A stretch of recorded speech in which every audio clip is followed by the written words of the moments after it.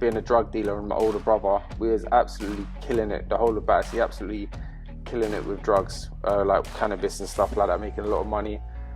Like the time I was 16 years old, I probably had about 100 grand in my pocket. Wow. This is going to be mental. I've got a dog. I've got a dog in my hand anyway, so I thought, hey, he's going to give it up anyway. So when I got on the motor, I've gone to rob him. I stuck the gun to him. He swung for me. So I'm doing boxing training at this moment. I was doing like white collar boxing. So I've kind of rolled him, I've grabbed him, and then I've gun bucked him. But I must have hit him about 3 or 4 times. But you know when like you're in a panic, you don't realise how many times you've hit someone. Yeah. But what got me so long is when I pointed the gun at the security guard, he said I pulled the trigger. Yeah, so he got off the bike and I'm watching, I'm hiding behind one of these big metal dustbins at the time. Yeah. So I'm like, please just leave him. And then they got back in the bike and they kind of like U-turned. He actually got off the bike and continued to shoot my brother while he was on the floor. And then I've run straight up to my brother and heard him go, oh, so I knew he was still alive. So I started ripping all his clothes off, seeing all the holes in his back, down his legs. So I'm laying on top of him now. But while I was watching them shoot him, I was already on the phone to the ambulance saying, my brother's dead, can you please come and get him? So the ambulance, it got there in about 7 minutes. I had a visit with my daughter. My daughter would have been 2.5 years old. And it was our first visit. She come on a visit. It was all fun and playing with her. Obviously you can't move on the visit table. It's not until they left and her mum said, come on Hallie, we gotta go now. And my daughters looked round at me and said, you come home now, Daddy. And I was like, it broke my heart. I had a lump in my throat straight away. Like it gets me to this day. It gets me. Yeah, I can see. Yeah. So when she said, "You come home now, Daddy," that got me, and it still gets me to this day. Them words have stayed in my head. Mm. Well, because every single person that I've interviewed that spent time in jail, they've all regretted it as well. All regretted. And their message is the same. Like, don't do crime. It just doesn't pay. Yeah.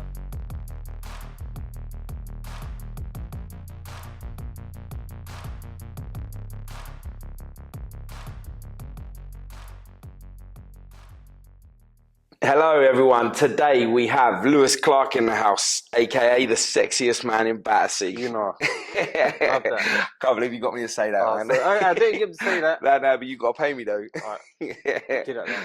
No, I really appreciate you, man, taking the time out of the day. I know you're a busy guy and you've got a lot of stuff you've got going on at the minute. Mate, your story, interesting as hell, mate. Especially with how you are now, you know, for help build up who you are and what you've become.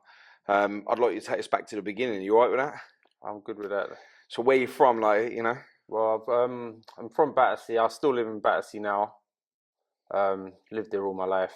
It's my mum and dad still live in Battersea. My whole family still live in Battersea. At the moment, I'm out the way because that's where the probation wanted me out of the area for a little while. So another few months to be back down this end anyway.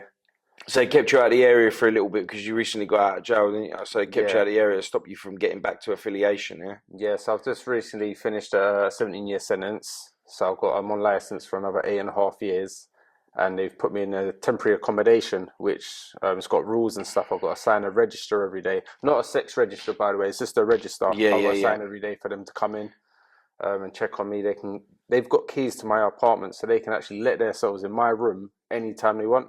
Yeah. So they've got me on tight restrictions at the minute. Yeah, man. I've got a couple of friends that are in hostels at the minute from there because they're like licensed and stuff.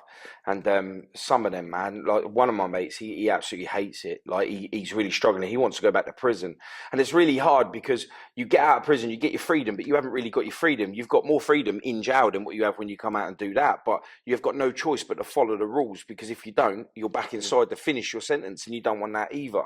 So you're kind of stuck in a rut, really. Yeah, I've been struggling since I come out of prison, to be honest. Like with prison, there's you got a lot more routine. You know, at 8 o'clock that's your breakfast. You know, at 12 o'clock you're gonna go down and grab your lunch. 5 o'clock's your dinner.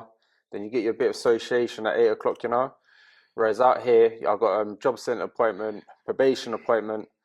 It might sound little, but to me it's a massive thing knowing I've got to go to the job centre on Tuesday and go and sit down with my job centre coach. It's them little things I'm actually struggling with. Yeah, so you feel like you don't get enough help when you come out of a long sentence? Like, not really. Like, don't get me wrong, there is help there. If you really want the help is there. but you don't really feel like they're giving it to you. You got to go and search for it yourself, you know. Whereas it'd be nice for them to come and reach out to you more instead of like going probation once a week. Maybe go probation once a week, and maybe let them phone you once a week. Oh, Lou, how's your day been? What you been up to today? You know, like play a bit more of a mentor role instead of me just coming into probation to check in. Oh, how's it gone? Have you been in contact with the police? Boom, they let you go again. So yeah, there is help if you need it. It's down to you to get it. Or Yeah, I mean, the thing is, I think like with them reaching out to you, I think like with most things, like even addiction, I think if you want to come off the drugs, you have to want to do it. And I think that's what they try and install into you. It's just hard because you spend so long in jail and you understand that routine, you accept that routine, you accept that way of life, yeah, that when you come out, it's literally a quick change. You haven't got that routine anymore. You got to feed yourself. yeah. You got to find all this stuff. And of course, you know, finding a job that's going to allow you to be able to deal with all of the appointments at the same time. The thing is, like, I would love to be working. At the moment, I'm signed off. I think it's called a fit note or something you get. I've got a shoulder problem, but at the same time, I suffer with like anxiety, and every day is different for me. Like today, I was really looking forward to come and see you lot. I'm so happy you lot are here. Like tomorrow, I'll wake up and I'll be this different person. Like I vomit every time every time I know I've got to leave my house. I physically in the toilet vomiting, knowing I've got to go to job centre. And sometimes I go there and I explain it to them, and they think I'm lying because I've usually got a smile on my face. Yeah, because you look fit, you look well. They think they think. And Yeah, the reason why I've got a smile on my face, I'm positive. I want people to I want to have a positive outlook on people to have a positive outlook on me and that, you know. So I try and walk places with a smile on my face, but it's the total opposite inside. listen, man. Most of the people that are laughing, joking, making you cry out of fun are the ones that struggle the most. Jim Carrey, what's that other guy? Robin Williams. Yeah, You know what I mean? These guys are top comedians, and inside that they are struggling. And no one sees it because they don't wish to see it because they're making everyone laugh and they don't. So I get what you mean, man. I really do. And that's the hard part of is like adjusting yourself to understand your balance and then try and cope with reality as well. Because as much as you're changing and stuff, a lot of people, especially when you do something negative, they don't want to forget what you've done wrong. Do you know what I mean? So like, you know, you could have had a fight in year 9 at school with someone, and then you could become a better person and try and apologise. Say, look, you know, we was kids. I didn't mean that. You'll always be that person. Yeah, it's funny you say that because I remember growing up. I've done a few things growing up, and even going back to when I was 15. And like, if I've robbed someone, I wish I could go back to them and say, do you know what? Here's your money. Like, take it. I'm sorry. Like, I hold guilt to this day. Like the people that I've took libbies out of and that, you know. I wish I could say, do you know what? Here's 10 grand. I'm sorry, innit? Yeah, I know exactly what you mean. And I truly mean that as well, because in some of the podcasts that I've done on a singular, or when I've done them with like people like Marvin Herbert and stuff, I said anybody that I hurt, I apologise first and foremost now. You know what I mean? I'm not saying that you didn't deserve it when it happened. I'm just saying I'm not that person anymore and I apologise, you know. Yeah. And it's always hard because they will never accept it because you damaged them at that point. Cool, Do you know what I mean? You've caused trauma, and unfortunately with a lot of things, you can't reverse trauma. No. You can only manage it, and that's it. Once it's there, it's there. Yeah. So you can understand why people don't accept your apology, but the more that they don't accept it and they hold the hate, the more trauma, the more they're allowing the trauma to be able to control them. Yeah. You know what I mean? I get that. So it's all about letting go and just moving forward with a positive. I think what you're doing is great. I mean, your persona and that, like in person, just you know, from text messages and stuff, but in person, your persona is great. You know, I'll get a vibe off you, but I know you struggle. Yeah. I can see it in your eyes. You struggle. Do you know what I mean? And people just need to understand that when you're viewing people, don't just look at the smile. Look at the eyes. You know, because that eyes tell the eyes tell you so much more, man. Say it all. Yeah. Can I just say your camera quality today? That camera right there is doing me justice. I look real cute in that camera there, you know. Do you know what? Like what you see now with me, there's a camera that's directly on him, and he is just loving himself right now. Yeah. Do you know what things he was talking about, like letting go of things? You know, like even my brother being shot. Like that's played on my mind for many years. He was shot 5 times, And my best friend was shot 5 times also at the same time with a machine gun. Some fellas come on a motorbike. You was there as well, I weren't was you? there. Lucky enough, like my brother's like your sort of build, and my other pal was your sort of build as well. So I was in front of them. They took all the shots, and even that plays my mind a lot every day that comes out. I don't like loud noises. I don't like keys jingling. Um, even like a motorbike pulled up next to me when I was in my friend's car, grabbed the steering wheel to drive into the bike so they don't shoot me. Yeah. So I'm still having little flashbacks like that. But even that, I'm kind of letting go of it. Even the people that done it, I don't know who done it or whatever. But I don't even want them in prison. I don't want them dead. Yeah. I just don't want them to ever do that again to anyone. Do you think that because you don't know who done it, that when a bike does pull up, you think that it's like them again, your turn? You just never know. And I have done a lot of stupidness growing up as a kid, and it could be absolutely anyone who could have done that. Like I can't point a finger and say it's him or him. I just don't know because I've robbed a lot of people growing up. I might not look it because I've got like a really cute face and that, but I robbed a lot of people growing up, so it could have absolutely been anyone, And it's my brother and my best friend. Lucky enough, they're still alive, by the way. My brother's walks with a bit of a limp, and he's got a bullet stuck in his spine, which they can't take out because it's too close. And is there any way of that migrating? There is a chance of it. They said it's best they leave it in there. Yeah. Yeah. So did he ever talk to you about what it was like at that point? Did he feel like it was over for him, or?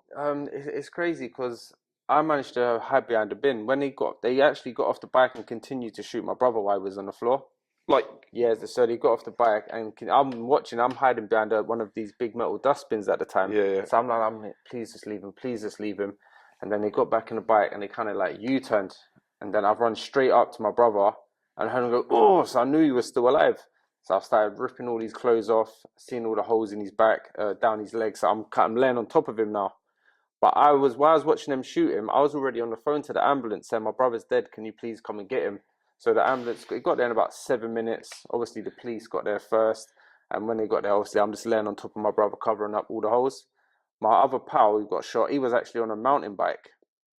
So we was on top of a hill. He's managed to ride all the way down his bike and collapsed at the bottom of the hill. So it's absolutely crazy, man. Like to this day, I'm thinking that sometimes I think it didn't even happen. Yeah, because it was so crazy. I think, I've made all that up. That didn't even happen. And there's something I typed in on Google. I was like, oh shit, it actually did. That gave me goosebumps. Look at that. Because the reason why it gave me goosebumps, I think to myself, I wish I was there when I lost my brother. Do you know what I mean? Like he was there with some random stranger, and that must have been hard for him, just trying to wonder whether he was going to die or not. But the fact that you were there, like you was probably the reason why your brother survived. Yeah, like he was just laying there, and it's got a little funny. It's a little funny story come out of it as well because my brother's got like a little growth, like, but it's right on the inside of his groin. Yeah. And when I'm taking all his clothes off and the ambulance were there, and he's like, for fuck's sake, Lou, they're gonna see my Rice Krispie because it looks like a Rice Krispie on the inside of his leg. I was like, oh, he's in pain and that, but he still had the time to say, Lou, they're gonna see my Rice Krispie. And I was trying not to laugh at the time, but I was just thankful. I was like, yeah, he's good, he's gonna make it and that. And we've never actually sat down though. Like, you know how we're sitting now. Me and my brothers never actually sat down and said, like, how do you feel now? Like, do you know what you should? You should. If you still speaking that, like, yeah. Yeah, I love my brother, man. Man, do you know what it is? Yeah, because I'm telling you now, your brother's living with that trauma. Because whether it's trauma that he's had for himself, yeah, your brother will be sitting there wondering the same thing about what you just said about how he feels. He's probably wondering of you. It's mad, yeah. It's mad you say that because he texted me about a couple months ago. Remember, this happened back in like maybe 2009 or 10. So he texted me a few months ago mentioning that about how do you feel about that, Lou? Like, I know like you went through a lot and stuff. Told you, he's thinking about it, man. So he is thinking about it. Even when I look at my brother's eyes, like I can see like he's damaged now. And sometimes I just want to grab him, like just squeeze him and that, But he's going through his little thing at the minute. But we need to have that conversation. 100%. And do you know what it is? Yeah, there's one thing that I regret the most, and that's paused conversations. And when I say that, I mean conversations I should have had with my brother when I thought that I'd always have time to bring it up. Yeah. Now I haven't. And now I wonder if I would have spoke to him Would that have changed his mindset? Would that have made him choose a different path? Would that have been like, would I have helped him? Would it have saved him? Would he have been closer with me? Do you know what I mean? Like anything like that. I haven't got that luxury anymore, you know, and I chase that luxury. I really do. I chase that in others that I do. If I see my mum or I see my best mate, and I'm like, "Are you good? Yeah, like you know, you look. You sure you're all right? You look like a little bit like, you know." And I make sure that I have a conversation with whatever I feel like's on it at the minute, you know, because I know what it's like not to have that luxury anymore. That was taken from me, and I can never get that back. You've got that opportunity still to be able to talk about it. Don't be left wondering, because that will mess you up. What I struggle with, like, I want to have that conversation with my brother, but sometimes I feel like, how do I even approach it? Like, sometimes it's not even words. I just feel like we just need to have that cuddle and that, like, bro, I love you. Listen, like, two-handed cuddles. That's what it's about, mate. Everyone comes in and they go, yo, and do that street hug. You know, that one shaking the hand and a tap on the back. You need that. You do need that, man. That hug. And I actually crave that, you know. Even from my daughter, I was away from my daughter for like 8.5 years, and like our relationship at the moment, it's okay. But I want that cuddle. I want my daughter to cuddle me. Like, Hallie, when you're older, you better cuddle me. Like, I just want to feel that, but I've been away a long time, so I can't force it, you know? Do you know what it is? And, you know, I'll alliterate this a million times over, because you went out of your way, to be the person you had to be to survive, she will never understand that. She will never understand that because you're here now, so she never has to understand that. So it's really hard for her to get why you haven't been around for now. Yeah. And it's not until she's older where her mind will start working things out, that she'll see videos like this and understand, and she'll get that. And I promise you, around her 20s, 20s coming into like late 20s, 30s, I promise you, you will get exactly that hug that you've been waiting for. I hope so. I just got goosebumps. It's true, man, because listen, how old are you now? 36, right, in a couple months. I'm 21 again, right? So like when I was in my 30s, Whoa. Dummy there, bro. So when I'm 39 now, but I know that it wasn't until I was 29 to 32 that I started realizing that my parents were right. You understand? And then, like, even though they were doing wrong, they were telling me what was right, and I ignored it because I see what they were doing and I wanted it, but they were telling me the opposite, and I knew that they were right. In my 30s, right? When I lost my brother, now you've already had this happen to you because you've almost lost your brother, so you've already had that trauma way ahead of me. So now you appreciate your life and your brother's because of how close it was to you losing your life, right? That thing started changing for me. I started appreciating waking up in the morning. I started appreciating the person that was next to me, the people that are in my life, my job. I was blessed that, you know, I might not have everything, but I'm awake and I'm alive. You need to embrace the oxygen you breathe in. You need to embrace the heartbeat that you feel when you're excited, when you're down. You need to be able to pick yourself up, because there's nothing more important than not wasting time, because we don't get that anymore. So while we're sitting there thinking, I just want this to happen for me, we need to make it happen, you know? And it's things like this, where your daughter can look back over this video and she can have an understanding without having to ask you, which then lead her to ask you questions about, you know. It's mad. I want to go back to when you was talking about when your parents was doing one thing but telling you the other thing. It goes with my mum and dad. Like my dad, he's been an armed robber all his life. I love my dad to bits. He's proper. Like, dad, proper love you, mate. But he's always tried to guide me. Lou, get a fucking trade, mate. He used to always try and steer me away from whatever he was doing and stuff. You know, he tried his hardest, and because everyone looked up to my dad on the manor, I wanted to be like that too, you know. And it wasn't long before I started getting involved with armed robberies and stuff. But my dad used to try and tell me that, tell opposite Lou, go and get a trade. Or he'll throw in his pals, oh, you got any work for Lou, like scaffolding or anything? He tried his hardest to get me away from it, you know. It's mad, isn't it? It's crazy. Yeah. It's mad because the thing is what dads or brothers or anyone that you look up to, yeah, that's committing crime, right? They publicize it, especially if they're an idol to you. If there's someone you look up to, there is nothing going to stop you from being exactly like your idol, no matter what. Yeah. Yeah, this is why I say the things that you're doing now, your daughter will see that and she'll come, because at some point she will realize that you are everything to her, just like how you just said to your dad. That is massive. Yeah, because we don't often say that to our parents. We just be like, come in the house, kick our shoes off, eat their food, maybe have a bath and that, like sleep there on the sofa and then go. It's mad because growing up, my dad always used to say, like try and force me to say like I love you. Yeah. Or he'd say, I say it and I give you a tenner or something. Whereas now, like at the end of me and my dad's phone calls now, he'd be like, I love you, Lou, or I love you, son. Nice, isn't it? It's pucker, yeah. I love it, man. But it's only now. Obviously, we've done a bit of time together. We both that he got a life sentence, and he should be home soon. Actually, That's it. can't wait, Dad. So he should be home soon. So I'm looking forward to that. We're more open now, you know. We've been for a long time together. We've done a long time together. And now it's kind of open, like we can talk to each other You've had about our mates? feelings. Yeah, for a bit, but he drive me mad. I wake up, start rustling everything. Like he loves a cup of tea in the morning. I'm like, Dad, it's 7 in the morning. Yeah, a cup of tea. I'm like, Dad, please leave it out, mate. Ringing the spoon around. I'm pretty sure you said do the spoon in the cup really loud on purpose, you know. So I'm in a good routine now. I'm up at like 6:30 every day now.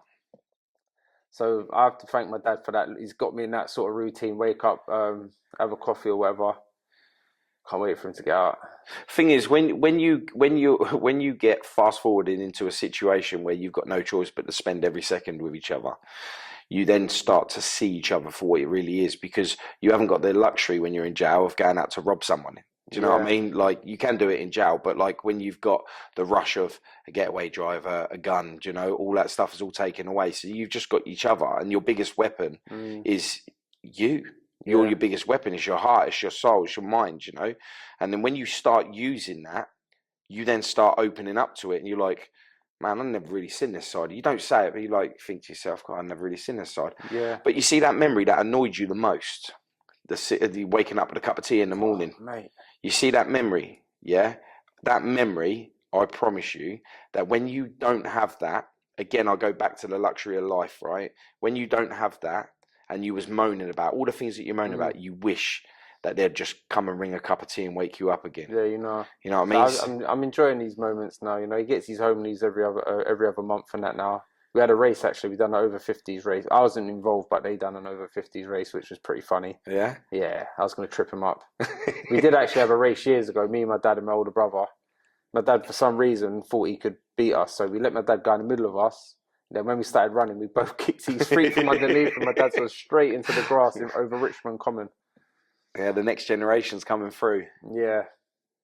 You know what? It's things like that, yeah, that where your dad would have been like, he probably would have stepped back and just been like, I'm not young anymore. This is the next gen. My boys ain't boys anymore. They're men. Yeah. Do you know what I mean? It's all them lessons learned in life that you don't think actually are the lesson, but like, for your dad being so powerful to you guys and being the man of the house and doing the things that he done, and then him tripping up, that could have opened up loads for your dad. Do you know what I mean? Like that a real great message, you know, like just having a laugh. You remember when we tripped you up and all that, like this thing. Yeah. But at that split second in his life, he probably thought, fuck it, I'm not there anymore. The boys are now men. I haven't got children anymore. I have men for sons. Yeah, no, we still, he phones me he phoned me about 3 times a day. I'm like, Dad, please, like, what are you doing now, Lou? Same thing I was doing about an hour ago, Dad. But it's nice, you know, he checks on me he makes sure I'm like going to my PT course or I'm going probation.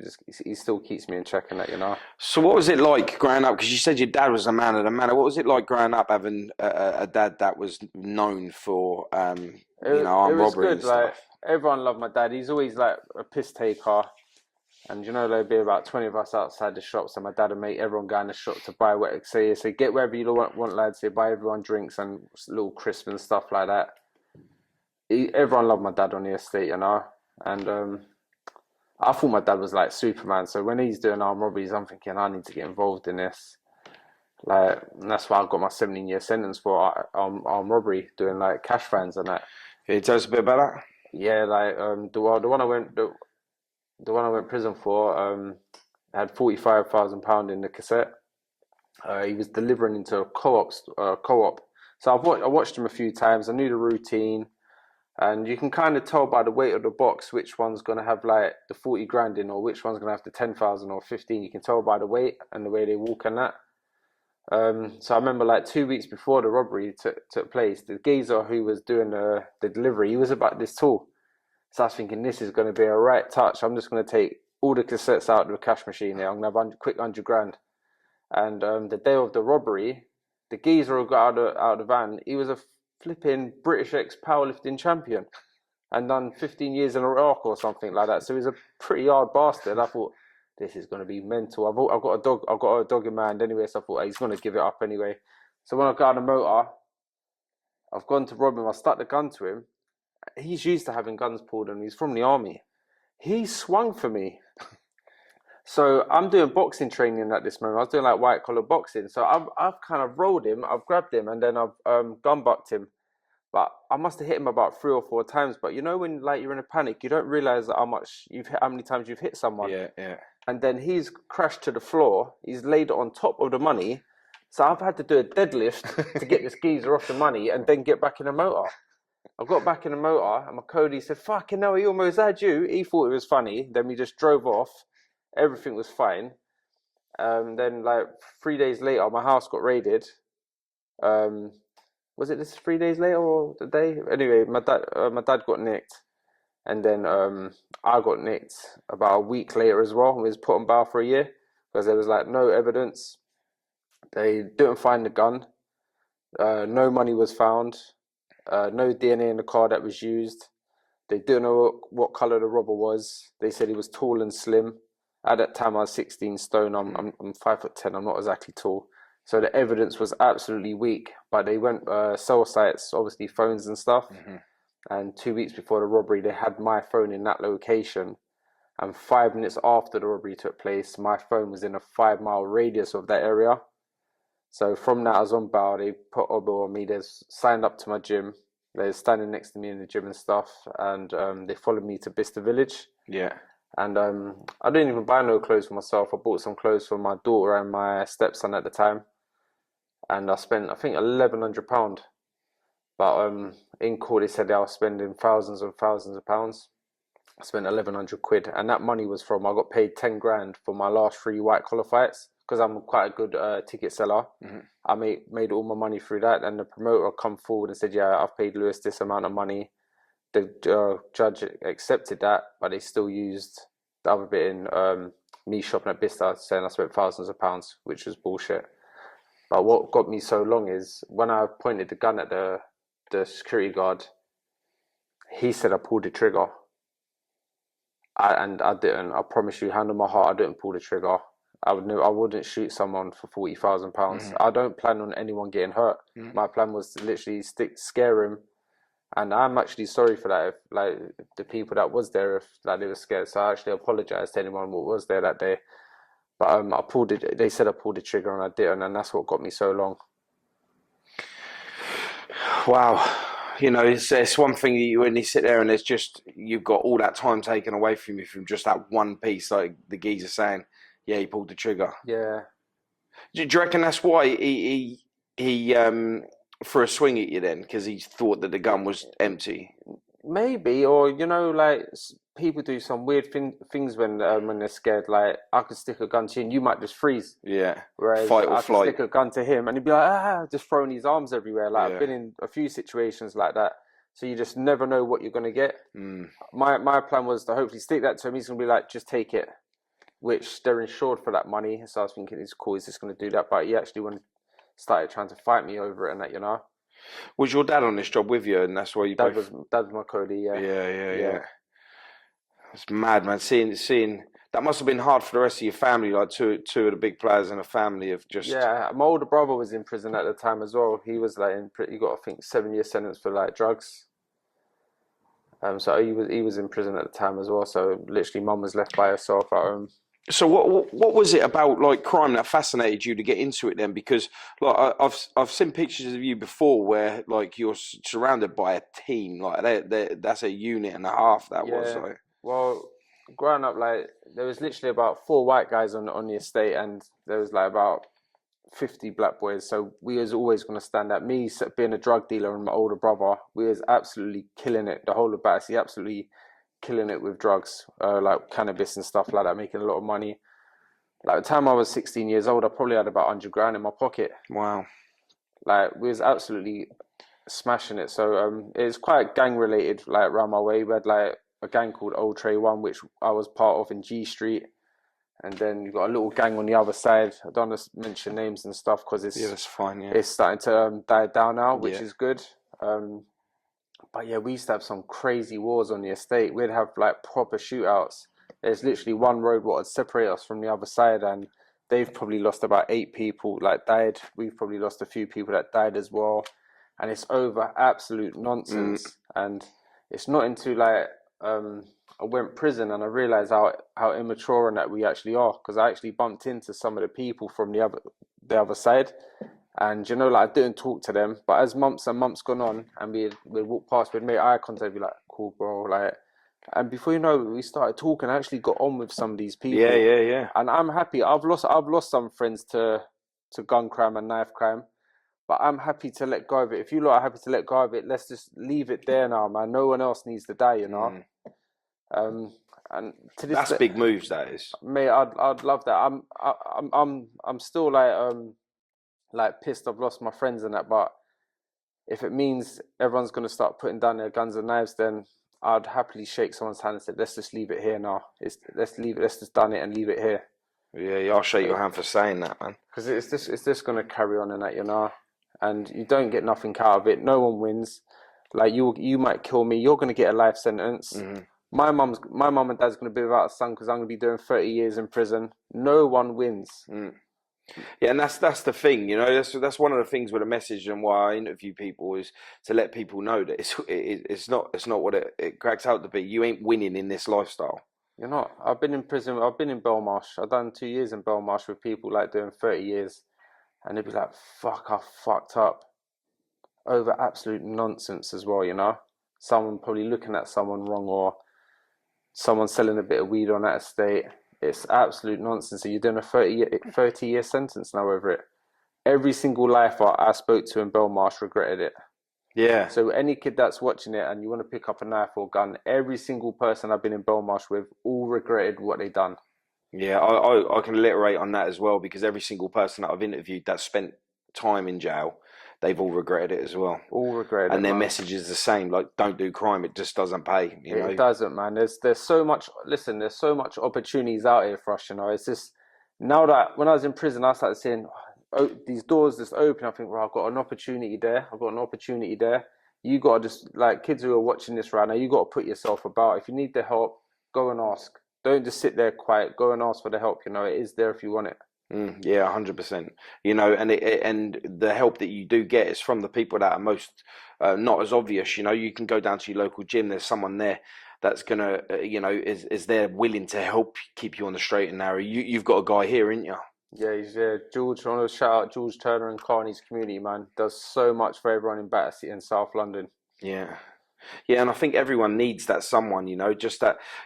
Sometimes it's hard to reach out to the people that you love the most because you don't want them to see you weak, but really it's not. You're just you're putting out your greatest power, and that's speech. You know, Uh, because if you talk about your problems, they will go away, or you will learn to deal with them a lot quicker.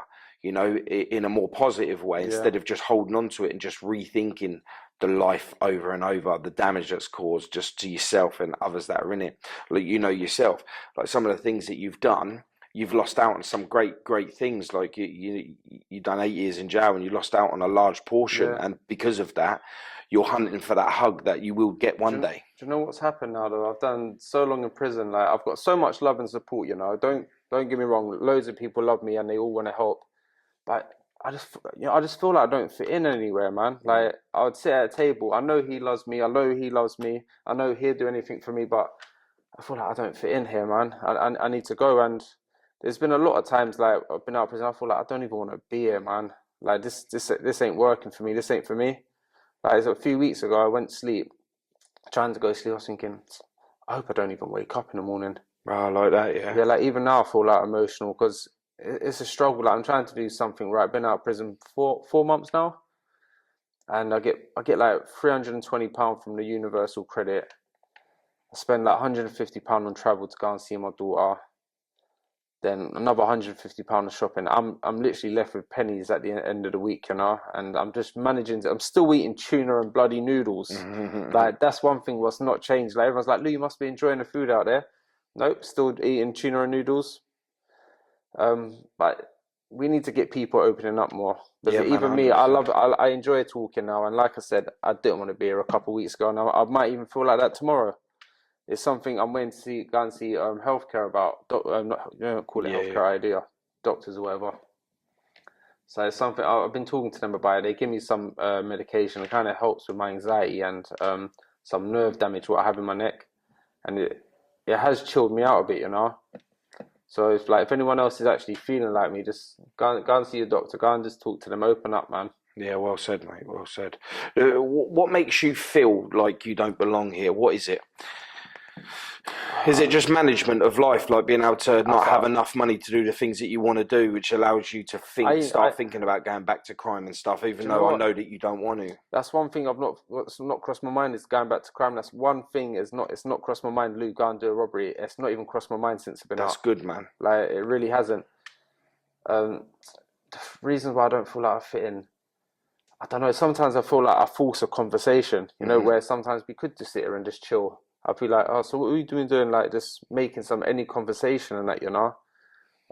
There's been many times I've been invited out with my friends. Let's go out here today, and then I'll make an excuse. I've got to do this tomorrow. I don't have to do nothing tomorrow.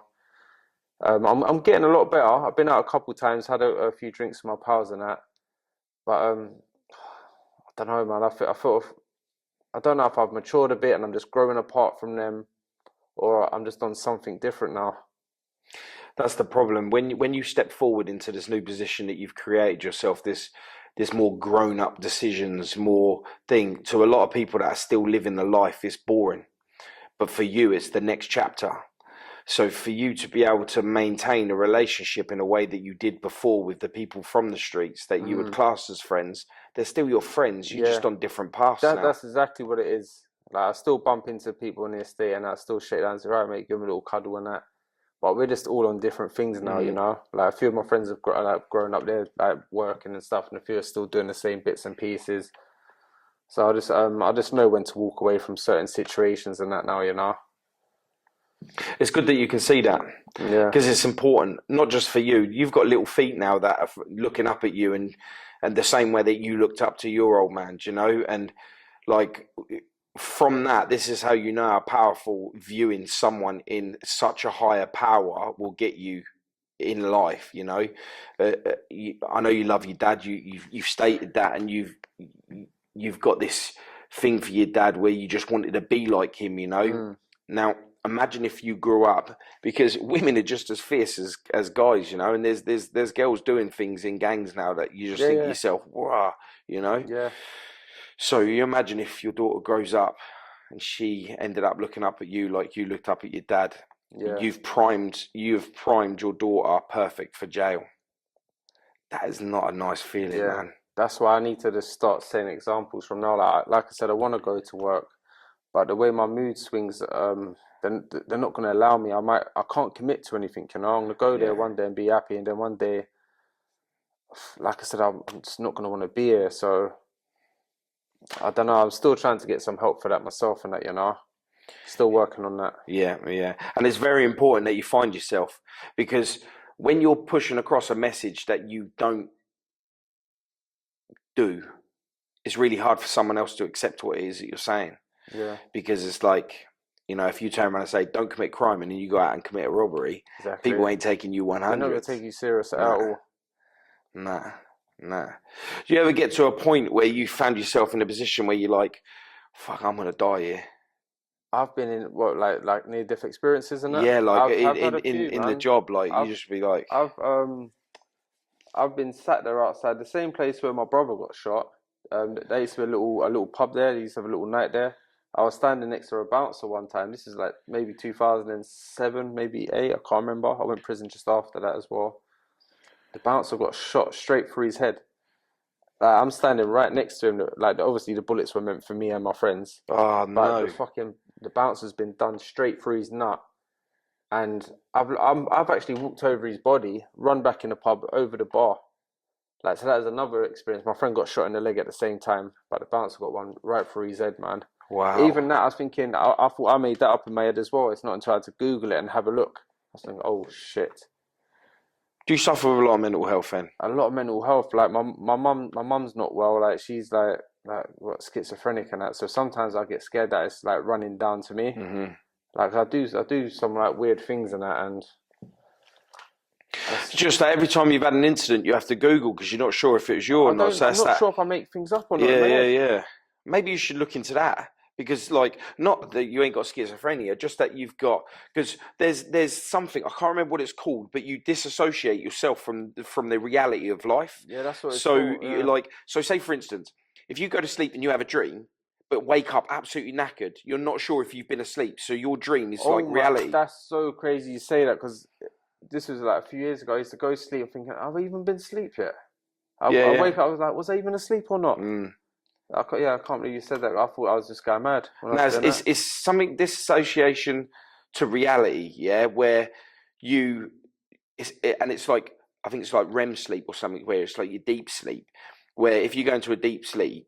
Yeah, you're actually asleep. But if your mind is active and you're not sleeping, so you're not sure if you're awake or not, that's why your eyes, I think it's why your eyes do the twitching and stuff when you're asleep. Yeah, a lot. So I'd definitely go and take a look into that because, say for instance, the medication they've got you on now might upset your pattern for when you go to sleep. So it's working out which one is the one it's the devil for you. So if it is the sleep thing and disassociation to life, reality, that could be the reason, that could be the thing that you need to treat, which would then solve the other thing. Yeah. Do you know what I mean? Instead of just being like, I feel down, I feel sad because of this, let's take these tablets, and then you're ignoring what really is what's happening. I just like feel like to just lock off from the world. Like, I was walking over Putney Bridge the other day because I'm doing my YouTube stuff as well. I had my phone in my hand. I thought I'm just going to launch this in the river. You know, like I just can't do this now. I just want to throw it in the river. But it just comes out of nowhere, man. Like this, okay, I wanted to jump in the river, to be honest. Mate, it's weird you say that as well because whenever I'm on a balcony or a bridge, I look over and all I want to do is jump off it. Yeah. I don't want to die. I just want to jump off of it. Yeah. Do you know what I mean? And I get that. So I googled it. I looked it up, and it was something. But mate, yeah, it's something that's. It's mad because I wanted to jump off the bridge, but I was thinking, I hope someone gets me on the other side if I do jump. Yeah. It's like I want help. Like, do I have to do this to get the help or what? It's like I don't want to die, but it is a cry for help, and I realize these things. I know. Like I'm proper growing. I can see these things now, man. Do you reckon like a part of your mental health was the reasons why you didn't fear nothing, or was it just the group that you mixed yourself with, and just being part of a criminal lifestyle? It felt so normal to me, like being like a drug dealer, selling boxes of weed and whatever. It felt so normal. I used to walk through the manor with like 10 boxes of fucking bin bags and that as a kid, and that used to be absolutely normal for me.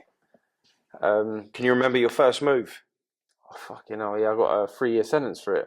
Your first move? Oh, yeah, I got 3 years. It was a cash in transit again. They was filling up a cash machine in Streatham. It's a funny story though. It's like a bit embarrassing for me. Like it can't be more embarrassing than the Rice Krispie. Oh no, it's not as embarrassing as the Rice Krispie. Sorry, tell about that, mate. Sorry, mate. So anyway, I've got a getaway driver. He's sitting in the car in the motor waiting for me and my other pal to go and do the bit of work. So they're filling up the cash machine. We're like, we're going to get him on this run.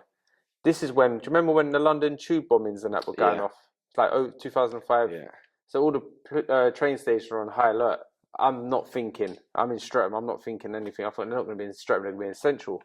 So as he's gone in the train station to fill up the cash machine, my pals grabbed the cassette off him and gave him a little rib shot. But as we looked up, there's armed police already there. It's about 30 old Bill all lined up with guns. I'm like, oh my God. We've got to go. So we've started running. We frisbeed the cassette back at them to try and like knock them off. Actually got away from them. I got back to the getaway vehicle. and my driver wasn't in the car. What? He was having a piss over there. So me and my pals looked at each other. We got to carry on running because we didn't even see where he was until after. Got to the end of the road, and then I see my pal getting in the car. So I'm doing this like, come. But the old Bill can see me doing this as well. So anyway, the police have come from behind in another car. They've got us. My pal, as we're in handcuffs, my pal in the getaway car just drove straight past us. He's got away. He just drove off like it's a normal car. But in court, they said, when I was doing this, they said I was doing the money sign to the police. But that was me telling my friend, come and get us. So it was so embarrassing. They gave us a 3-year sentence, which we both got 18. We done 18 months each out of it, you know. And then have you spoken to the getaway driver since? I haven't seen him in years. But I forgive you, mate. It's all done. I think he stole my Averex jacket as well, actually. He forgive you, but give back the jacket. I want my jacket. I like that jacket. And then I got released. So I went to prison 2005. Got released 2006. Come out to no money, so I started selling weed again. I didn't realise I was on Obo straight away. So they're watching my house, but I've got a gate and a door and another gate. So my friends come around, gave him 2 ounces, 2 and a kilo, whatever, of weed, passed it through the gate. He's gone. But as he's gone, he's been stopped around the corner. The police have searched and found it. Then my friend's phoned me, said, Lou, so-and-so's been nicked. He's getting searched outside your house. I'm bagging up now. I've got like a few boxes. I'm bagging up into ounces and that. So I've put it all in a duffel bag. I've managed to get out of my house and go and got away with all the grub. And then my house has been raided literally 10 seconds after I've left. Then they just found, like, not sure if you're aware of it, but the empty kilo bags of cannabis and that. They've just found them in some scales. And I was on license. So the fellow who I gave the 2 ounces to, he got a £70 fine. And I got 10 months in prison. Wow. For giving him the 2 ounces. And then it's not into coming to the end of that sentence when I was getting released. I got nicked for another charge, which I don't really want to talk about today, maybe another day. And then I got on remand for another 2 years for that. How much time in length have you done on remand without being charged? That 18 months or something like that. And what about time in total in jail? So I've done 8.5 years here. 8, 9, about 12 years out of my 35 years I've done in prison now. Wow. And that's it. I'm done. I'm out. Yeah. I'm out. I'm tired. What was the change? What point was it? Was it sharing a cell with your old man, or was it? Oh, mate, it was sharing a cell with my dad, with him jingling his stupid spoon in his teacup. But you know what? I had a visit with my daughter. My daughter would have been 2.5 years old. And it was our first visit. She come on a visit. It was all fun and playing with her. Obviously, you can't move on the visit table. It's not until they left. And her mum said, come on, Hallie, we got to go now. And my daughters looked round at me and said, you come home now, Daddy. And I was like, it broke my heart. I had a lump in my throat straight away. Like, it gets me to this day. It gets me. Yeah, I can see. Man. Yeah. So when she said, "You come home now, Daddy," that got me, and it still gets me to this day. Them words have stayed in my head. Mm. Mm-hmm. Yeah, man. But now you can look at her and say, "I'm home, babe." Yeah. So now I'm just trying to be the best that I can be. I can't really do much at the moment because I'm in temporary accommodation. Being there, that's all you need. The thing is, yeah, being a parent, right, or being of like, you know, an adult where someone's there for you, right? We always sit there and think to yourself, being a dad, we have to put you in the fancy clothes because we never had it. We have to put you in, like, you know, the nicest shoes because we never had it. The only way we had it is when we went out and grafted and made it for ourselves, right? So we go out of our way so much to make sure that our kids have got everything we never had. But really all they need is a hug. That's all they just need guidance. Hug, man. All that stuff that's free, that we're failing to see because all we want to do is throw money at it because you'll love me if I go and buy you sweets. You'll love me if I give you a 10. I don't mean you'll love me if I, you know, take you on holiday or anything like that.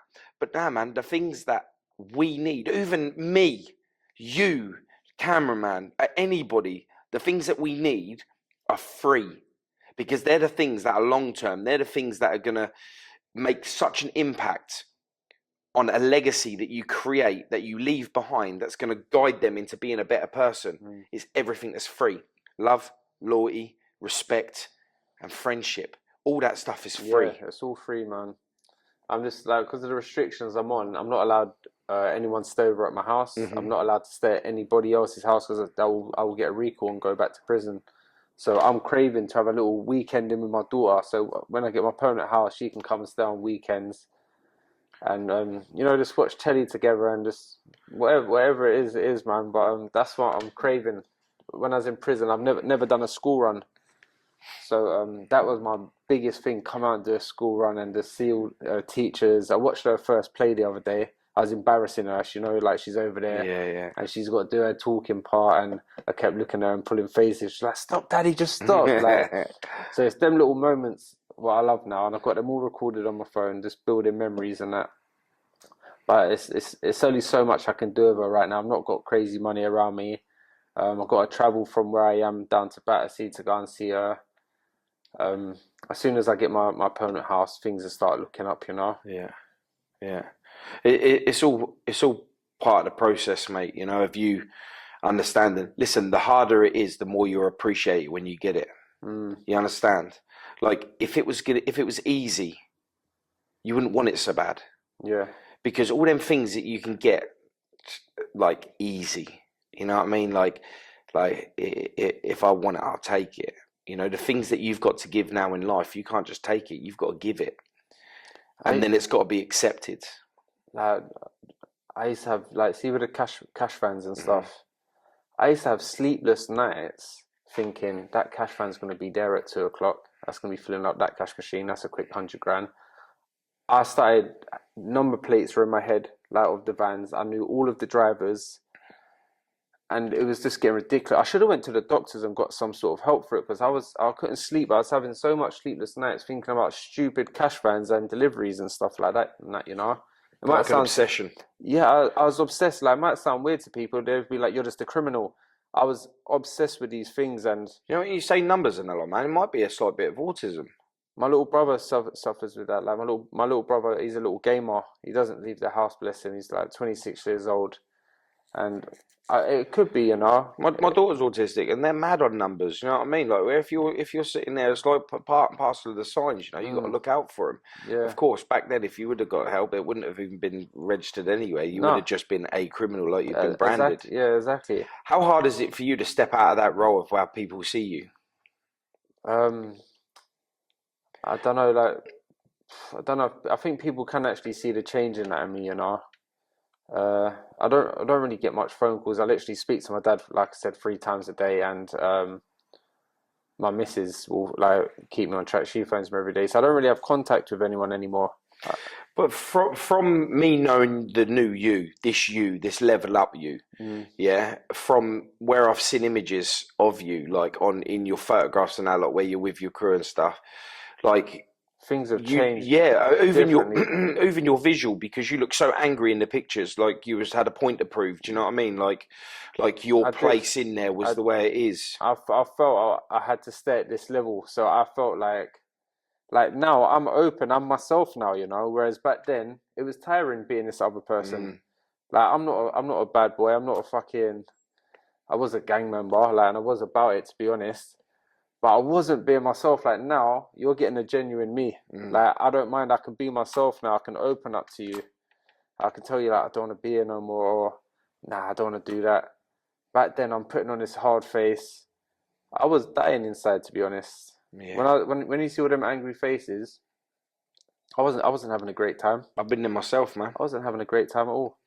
There was this one woman when I was a kid called Gloria. She lived down our road. She was an older lady. She'd been about her life. She'd been about her life. And when I was a kid, I was like all happy, smiling. They used to call me Smiler and that, like, right? So I was always smiling in that. Mm, And then there was a change. I started dealing with demons in my head. Things started coming to play, right? I started walking down the road and I was angry. I even suffered headaches and everything because I was always like had a thing. She turned around, she stopped me one day. She goes, "Where's your smile gone?" And I said, "Oh, it's still here." You know, I was up. "All right, darling, how you doing? It's still here." And she goes, "No, it's not. No, it's not." as you can see. Mate, from that point on, even though I carried the lifestyle on, yeah, that always played in my head. Like, is that how people view me now? That I'm Mm. not a happy person? And that was because that was the persona I put myself in, and I allowed myself to be that person. And because of that, I was dying inside. it's mad. Like I think it was like 2007. I used to stand in front of a mirror. I'm not sure if you've ever done it. I would stand in front of a mirror and stare at it. I would be there for about an hour staring at myself in the mirror. That's because you love yourself, man. No, I know what. Listen, I know I'm cute and that, but I used to literally stand in front of a mirror and I would turn into this demon. Yeah. I was going through some shit. I was the opposite. I didn't look in mirrors because I didn't like what I see. I like a mirror now, though. I'm always in front of a reflection on the Yeah, ground. I was complete opposite, man. I hated mirrors. I hated mirrors because I hated what I see. What I was looking at, I hated. You know, and I wasn't alright with myself. You know, and I tell you what, man, it's like just such this crazy chaos that got thrown at me when I lost my brother. Yeah. Which I found myself. So out of the loss, I gained me, and it's not out of like, yeah, I'm glad you're dead, bruv, because I trust me, brother, I ain't. Do you know what I mean? I ain't. So to find myself in that, I had to go in myself more than I ever have done before. And without the loss and the pain, I would never have felt what I was causing people. Yeah. You understand? And because of that, it allowed me to see people like yourself when I see you on a video that you've done before, or when I seen you on your socials and spoke to you, I could see you, and that's what made me want to come and talk to you. Yeah. And I see people like my friend, my kids. I view them very different now. I view everything so different because it's precious now. It is precious, man. So have you got a totally different outlook on? Did you ever do? What's your outlook on life before your brother passed? And before my brother passed, I was a loon, mate. Yeah. I was a loon. Like for me, yeah, it was. I didn't care about death. I didn't care about death. Was no. I did not fear death.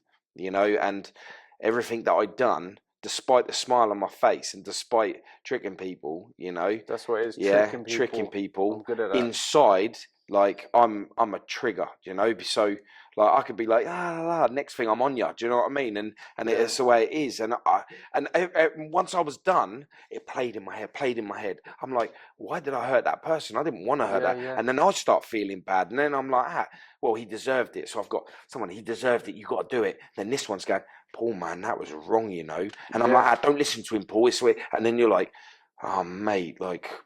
I used to do some silly things like. Anything could like trigger me. I'd be so happy. I remember Ricky Hatton versus Mayweather. I was in like Riley's and everything was good. Obviously, Ricky Hatton lost, but these fellas over here cheered for Mayweather. Lost with a body shot, didn't he? Yeah. Hatton's own shot, his own maneuver. He's known for them shots, and these geezers started cheering. As soon as they cheered, I didn't even think. I picked up the snooker cue and smashed them straight on the head, and I split my ear open. I got my ear bitten off in another occasion, but my ear split open in that fight. But it's just something so silly like that. And then I lost my ear because people was pushing me in a club. And I've turned around and clumped the fella, and he's managed to bite my finger. I've let that go anyway. If I see him now, I wouldn't say hello or nothing, but I wouldn't even do nothing. I'd just let it go. I can't be asked. He probably thinks the same now as well. It's so long ago. But I used to I know my face looks innocent, but I used to have triggers in me, and I used to just go for people straight away, no talking. I was literally just known for fighting growing up, always fighting. Was you angry because like did you feel like you didn't fit in then, and that's why you were angry? Yeah, even then I felt like I didn't fit in. I knew like everyone loved and like supported me and that. For who? For you or for your rep? For what you could bring to the table? A couple people like was real with me, like Tyrone and Badge, proper people. Like they love me for who I am, but some people I'm starting to think like, was you lot just about around me because you was wary and you just wanted to keep me happy or what? So there's a lot of people I've been questioning, but I will let all that go now. You'll always find when you're explosive and you're ready to go at any time, you'll find that people will have you there because they use you because you can go and do your thing and you do the time while I still stay out. They know I'm good for it. They know like if we go out on a night out, they know I'm gonna probably crack someone first. And I was fighting every weekend. I was fighting and stuff like breaking my hand, and it's embarrassing, man. Like people want to go out and just go out and have a good night. Go out and get some birds and just have a good night, lads. Yeah, 100. Right. 100. I would literally, just before you said that, I was about to say, thinking about the old you through the new you's eyes. If you knew that person, what would you have thought of him? This guy needs to have a sit down with someone and get rid of these demons. Like even now, I feel like this is a therapy session. I'm thankful for No, because I feel like I've listen, got a lot out today as well. yeah, I resonate with you a lot with a lot of this stuff. Do you know what I mean? So, helping you find you while saving kids, if they're listening, man. is also finding myself. Do you know what I mean? Because, like I said, this new me is new, brother. Yeah. Like this is all new. So every time I feel a feeling, I think to myself, never thought about it like that. Make me feel a bit like of a way. Do you know what I mean? And it's not a negative way. It don't make me think like, what'd you just say? I'm like, whoa. And then I start stipulating ways in my head of like how I can manifest that and start figuring it out and how that would benefit me in a positive. So then I can put it back out to you.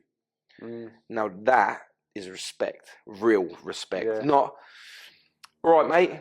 Yeah, I'm good, mate. How are you? You know, and you think to yourself, and people go, oh, everyone knows you.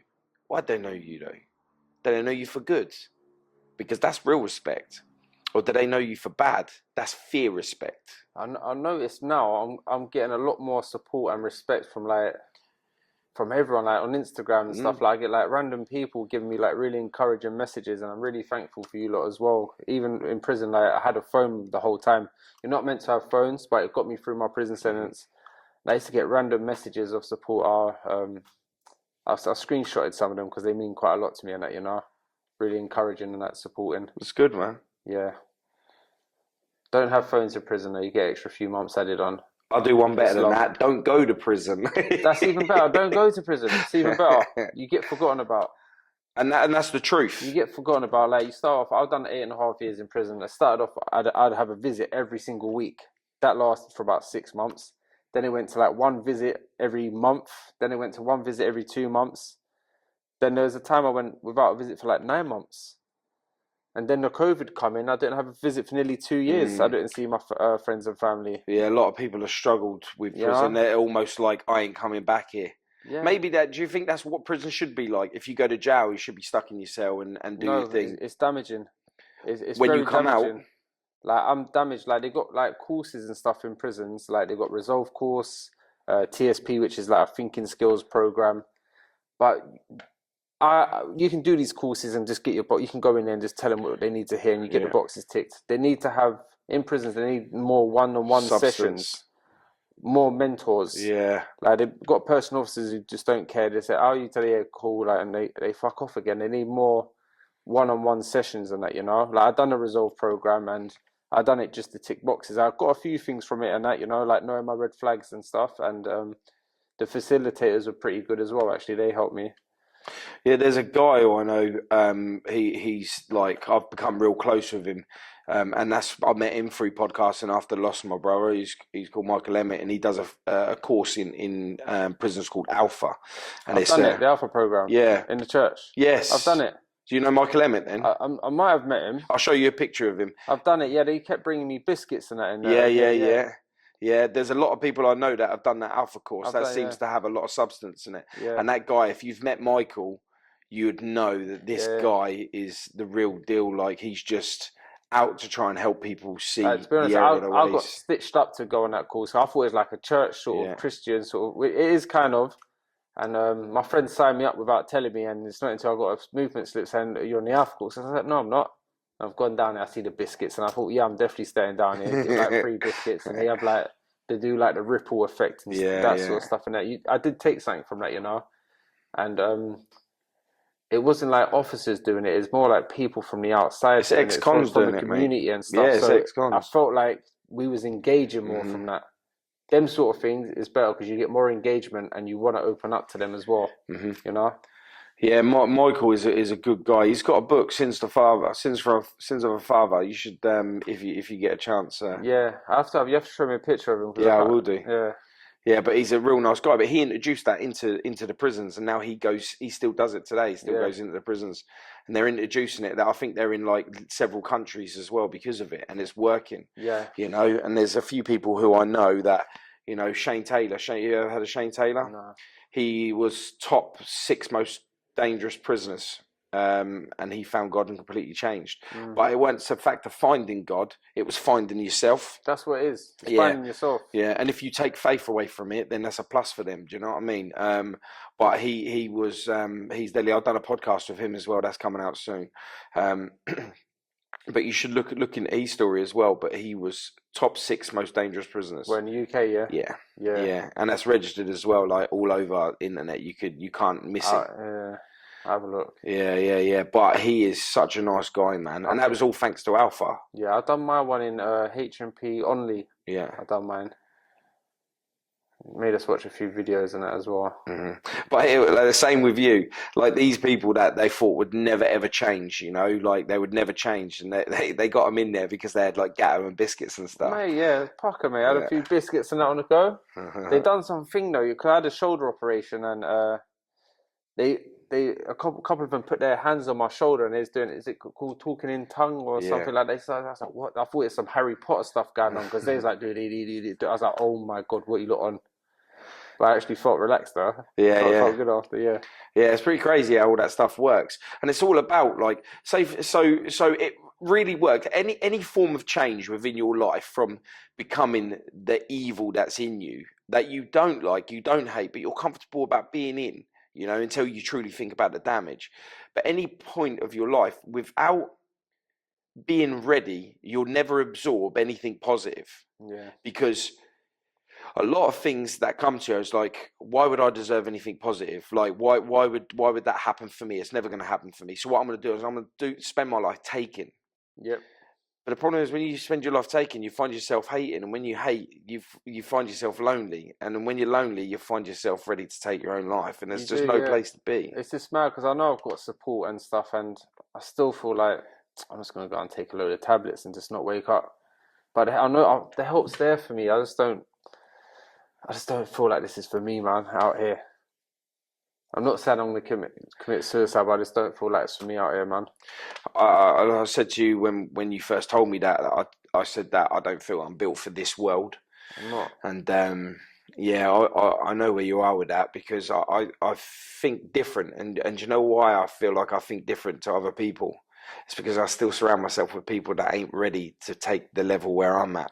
That's what it is as well. So we're always in a position where we're always like, we're stuck in transit. Do we become comfortable with being stuck in transit, or do we start focusing on where I need to be in life? Do I need to still be in my area? Do I need to still associate? Do I still need to do this? Do I still need to do that? And the answer is yeah, because if you don't, then you have lost everything that's you. But then if you don't, and the answer is no, I don't need to be around here, you find yourself in a new platter. But the problem is, if you're in a relationship long term or anything like that, and you've got children and stuff, you kind of stuck to where you're at. Do you know what I mean? You can move forward, but again, you've got the travel and stuff. But if you're in a relationship and you love, but you need to change, otherwise your thing, this could mean that you'd have to change the circumstances you're in, and that's everything, you know, relationship-wise, all of the above, because unless they're willing to travel with you on the journey of you creating this new you, so you feel like who you are, you're going to drift apart, because you want different things. And if they love you, so if you was with a bird that you got with when you was the man, you've done your time, she stuck her time in that lot, and you come out. I'll talk about her. But in general, right, you come out and you just think to yourself, I need to change. But she's like, you've changed. And then you end up arguing. That's what, I don't want to start getting into Michael's dramas for me, but I come out, and because I'm not this angry person anymore, that's exactly what they said to me. Oh, you've changed, man. Yeah. I'm like, yeah, cool. The rush has gone. I've grown. Yeah. That's all it is, I've grown. People live for the rush more than the growth. So you need to find your growth, because you've had your rush. It's done. That part of your life is over. And you will struggle with it. and you will feel like you don't belong, and that's because the transition is so nerve-wracking, because it's uncomfortable, because you've never felt like you could be that person, and now you're in transit, you are like, no one else is with me, no one else is understanding. Where if I was naughty, I got a firm of 50 guys, you know what I mean? Like, I'm not alone, but I'm alone. Yeah, it's crazy. It's crazy. I'm on the same wave as you, man. I'm nice. I've got a supportive girlfriend right now, and she kind of understands when I'm in these low moods and that, and I'm very thankful for her as well, and that, you know, very understanding. I think she's just what I needed, though. Yeah. I'm not a guy to go and sleep with loads of birds and that, so she's keeping me grounded at the minute. Yeah. Thanks, Han. Yeah, well done for her to you know, help you through the process, you know. Yeah. And I wish you all the best with all of that. Like, I really do. You know what I mean? Yeah. I hopefully should have my YouTube stuff starting in the next couple of weeks anyway. So yeah, tell us a little bit about that, man. It's called Gym Bars. It's basically going to be short interviews, little light-hearted humour and jokes. Just talking to you about your career. Like I've done one recently with a boxer, just talking to him about how he got into boxing. But after the interview, they take part in my workout and they get to nominate the next person. So I'm hoping you're going to come and take part later on this year for a workout. And the cameraman, you're going to be involved as well. Just sitting there, I can see you, mate. So yeah, I've done my first interview. I'm hoping that'll be out in the next, hopefully this weekend actually. Yeah, it's good, man. Like out this weekend. Send me anything you need. I'll put it up on my platforms, wicked, man. Yeah, so send me it all. Big Lou Gym Bars coming soon. Big Lou Gym Bars coming soon, man. Yeah. And you know, again, I wish you all the best, and anything I could do to help you. And if I know of anyone, or you send anyone on my show that you'd like to have on there, let me know, and I'll reach out to them. Anyone who wants to come and take part in a workout and tell your story and that. Bit of light-hearted humour. Let's go, man. I'm ready for it, man. Let's do it, mate. Let's do it. Mate, it's been an absolute pleasure meeting you and talking, just chatting. Do you know what I'm saying? I feel like I've had a good therapy session, so I'm thankful to both of you actually for coming. Yeah, it's all good, man. Yeah, thank you. I really appreciate it. I really appreciate you, mate. Like, really. Is there anything else you'd like to add? Do you know, I was just going to tell you, you're quite handsome yourself and that, you know. Wow, I was just looking at you. He's a bit of a looker, isn't he? I just appreciate you boys for coming down, man. All the best, man. Nah, man, thank you so much. And I wish you all the best for future. And we are definitely staying in contact. Definitely. For real. Again, mate. Thanks, bro. Cheers.